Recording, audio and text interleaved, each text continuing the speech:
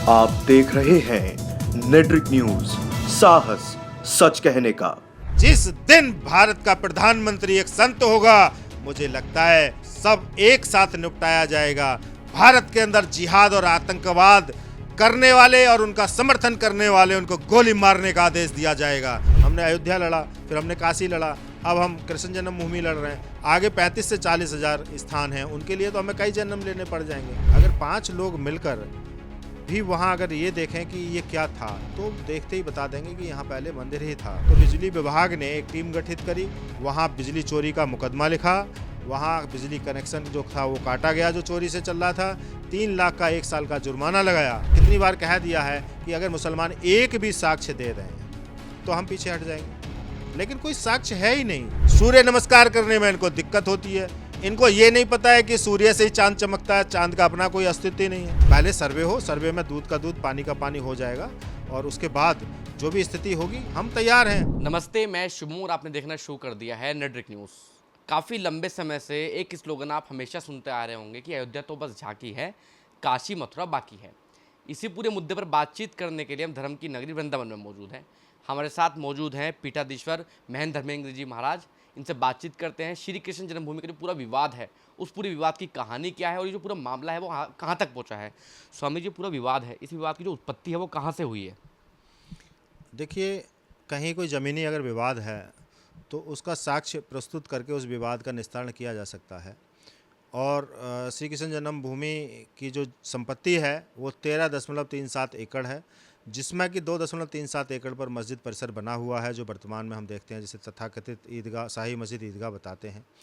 क्योंकि 354 साल पहले औरंगजेब ने, कि जो कि क्रूर शासक था, और यहाँ सिर्फ हिंदुत्व को मिटाने के लिए, सनातन धर्म को क्षति पहुँचाने के लिए औरंगजेब ने हमारे देव आराध्य भगवान श्री कृष्ण जी का, जो केशव देव जी का मंदिर वहाँ बना हुआ था, जो उनके मूल जन्म स्थान पर था, उसको तोड़ करके उस पर विवादित ढांचा खड़ा कर दिया गया। और जहाँ भी आपने अयोध्या में भी देखा, आपने काशी में भी देखा, और मथुरा में भी अगर आप देखेंगे तो जो पत्थर है और जो वहाँ का डिज़ाइन है तो वो मंदिर का है, लेकिन उसकी छत पर जो गुम्बद बनाए गए हैं और उसको मस्जिद का स्वरूप दे दिया गया है, वो देखने मात्र से पता लग जाता है कि ये पहले कभी मंदिर था। और वहाँ सर्वे में, जैसे अयोध्या में भी, काशी में भी आ चुका है, और मथुरा का भी सर्वे होगा। और मथुरा के तो साक्ष्य इतने ज़्यादा हैं कि वहाँ तो अगर वैसे ही अगर पंच पहले होते थे ना, पंच परमेश्वर हम कहते थे, अगर 5 लोग मिलकर भी वहाँ अगर ये देखें कि ये क्या था, तो देखते ही बता देंगे कि यहाँ पहले मंदिर ही था। क्योंकि जो प्रमाण हमने माननीय न्यायालय में प्रस्तुत किए हैं, वहाँ की जो कलाकृतियाँ हैं, जो सीढ़ियों के पत्थर हैं, क्योंकि आज भी वहाँ पर मौजूद हैं, जो मस्जिद के अंदर जो स्तंभ हैं उन पर भी कहीं ना कहीं हमारे प्रतीक चिन्ह हैं। कहीं राधा लिखा है, कहीं श्री कृष्ण लिखा है, और बहुत कुछ ओम नमो भगवते वासुदेवाय नमः लिखा हुआ है।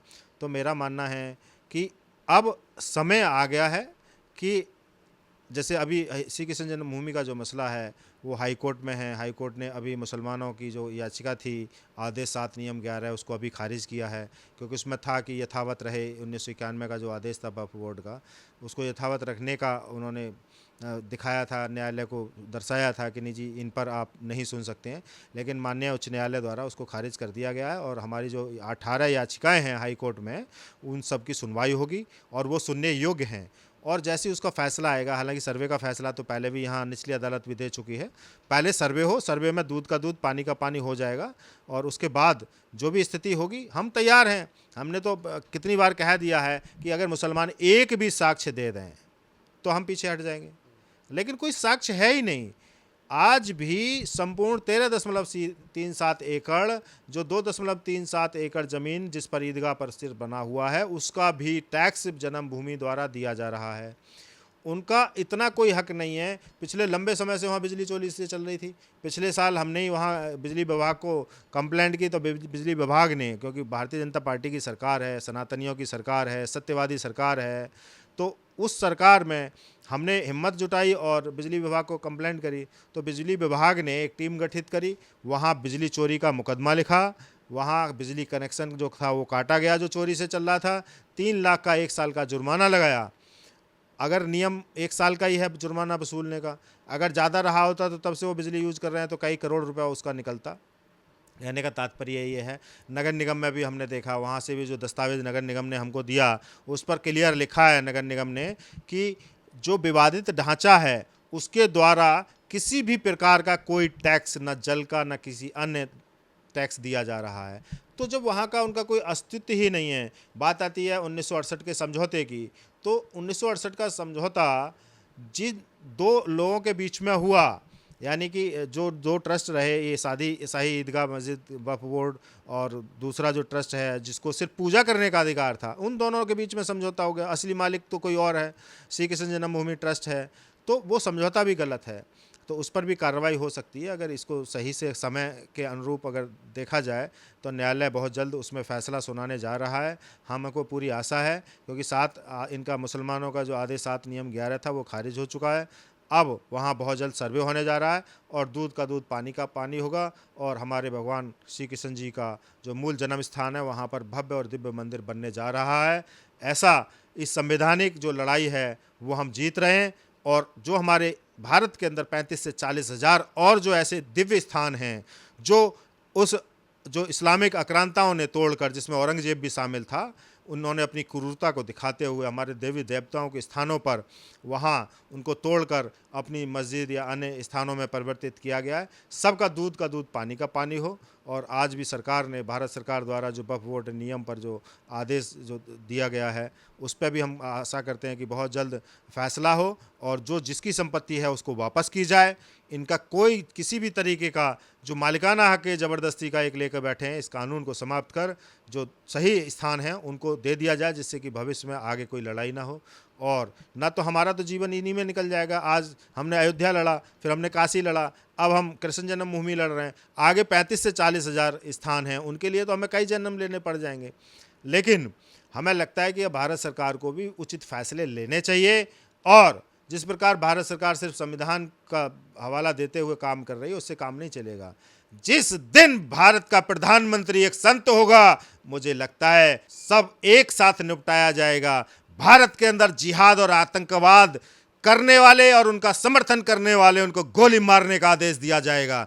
जो भी जिहाद और आतंकवाद करेगा या उसका समर्थन करेगा, उसको गोली मारने का तुरंत जिस दिन आदेश पारित कर दिया जाएगा, उस दिन भारत से नहीं पूरे विश्व से आतंकवाद समाप्त हो जाएगा। और ऐसा सराहनीय कार्य सिर्फ एक संत कर सकता है। अब वो दिन आ गया है कि बहुत जल्द भारत सरकार की कुर्सी पर प्रधानमंत्री के रूप में कोई संत आए और इस दिव्य कार्य को पूर्ण कर भारत के साथ साथ पूरे विश्व में शांति की हवा चले, शांति स्थापित हो। जनता जो आगामी मानवता का जो जीवन है उसको अपने विचारों के साथ, अपने परिवार के साथ, सुख समृद्धि के साथ, आनंद में व्यतीत करे, ऐसी हम ईश्वर से कामना करते हैं। स्वामी जी, मुझे आप एक बात बताइए, जिससे सर्वे की बात निकल कर आती है, दूसरा पक्ष सर्वे को इसलिए राजी नहीं है, उनको पता खुदाई में जरूर तो प्रूफ निकल जाएगा। देखिए, अगर सर्वे करा दिया जाए तो इस्लाम ही समाप्त हो जाएगा। इस्लाम सिर्फ पाखंडवाद के ढेर पर टिका हुआ है। जहां इनको लगता है वहां ये अपने कुरान का हवाला देते हैं, और जहां इन्हें लगता है वहां ये कलावा बांध लेते हैं। तो ये दोहरी मानसिकता के साथ कोई धर्म नहीं हो सकता। ये तो अब आया, 1450 साल पहले इस्लाम आया है। उससे पहले क्या था? ये सिर्फ चांद को मानते हैं, सूरज को ठुकराते हैं। सूर्य नमस्कार करने में इनको दिक्कत होती है। इनको ये नहीं पता है कि सूर्य से ही चांद चमकता है, चांद का अपना कोई अस्तित्व ही नहीं है। जब सूरज चमकता है तो चांद भी चमकता है। तो कहने का तात्पर्य है कि इनको इतिहास को पढ़ना चाहिए, समझना चाहिए, और जो सही है उसको मानना चाहिए। हम किसी आस्था के खिलाफ नहीं हैं, लेकिन हिंदुत्व और सनातन धर्म के लिए अगर कोई विरोध में कार्य करेगा, हम उसका मुंह तोड़ जवाब देंगे। और जनता अब समझ चुकी है, हिंदुत्व पूरी तरह जाग चुका है। अब भारत में किसी भी प्रकार की कोई अव्यवस्था को नहीं होने दिया जाएगा।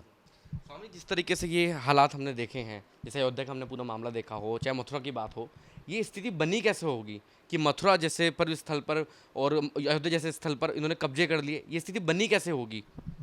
देखिए, हिंदुओं को बांटकर ही ये लोग कार्य करते आए हैं, और हिंदू कहीं ना कहीं मुझे लगता है कि बहुत सरल है और उसको तोड़ना बहुत आसान है। हिंदू कट्टरता के साथ नहीं रहना चाहता है, वो सबका साथ सबका विकास जानता है। तो उसी का मुझे लगता है कि दुष्परिणाम है। हिंदू की सरलता का दुष्परिणाम है कि मुसलमानों ने अपना संगठन मजबूत किया और कुछ मुसलमानों के द्वारा जो जिहाद और आतंकवाद को हमेशा 24 घंटे काम किया जा रहा है, उसी का परिणाम है कि अयोध्या का मंदिर तोड़कर वहाँ बाबरी मस्जिद बना दी गई। काशी में वहाँ विश्वेश्वर महादेव का मंदिर तोड़ करके वहाँ पर काशी में मस्जिद बना दी गई। और यहाँ हमारे केशव देव जी का मंदिर तोड़कर औरंगजेब ने इस भगवान ठाकुर केशव देव जी महाराज का दिव्य मंदिर को तोड़कर वहाँ पर ईदगाह मस्जिद बना दी गई। तो ऐसे 35 से 40 हज़ार स्थान हैं भारत के अंदर जो हिंदुओं के देवालय देवस्थल हैं, जिन पर कि मुस्लिम आक्रांताओं द्वारा वहाँ अपने दुष्प्रचार, अपनी क्रूरता के माध्यम से वहाँ बदलाव किया गया है। और मैं समझता हूँ कि भारत में भी अब ये बदलाव को पुनः स्थापित किया जाएगा। भारतीय संस्कृति और जितने देव देवालय हैं उनकी भूमि पर पुनः उन्हीं के मूल स्थान पर जो मंदिर या देवालय हैं उनको वापस उसी स्वरूप में दिया जाएगा। ऐसी सरकार की भी योजना होनी चाहिए, संविधान की भी योजना होना चाहिए। और जहाँ तक हमारे संविधान के निर्माता भीमराव अंबेडकर द्वारा कहा गया कि भारत का जो विभाजन हिंदुस्तान और पाकिस्तान के रूप में हुआ है वो तब तक पूर्ण न समझा जाए जब तक कि हिंदुस्तान में एक भी मुसलमान शेष है। तो हम तो संविधान को मानने वाले लोग हैं, हम सरलता के साथ चलने वाले लोग हैं। हमें आशा है कि बहुत जल्द हमें न्याय मिलेगा और दूध का दूध और पानी का पानी होगा।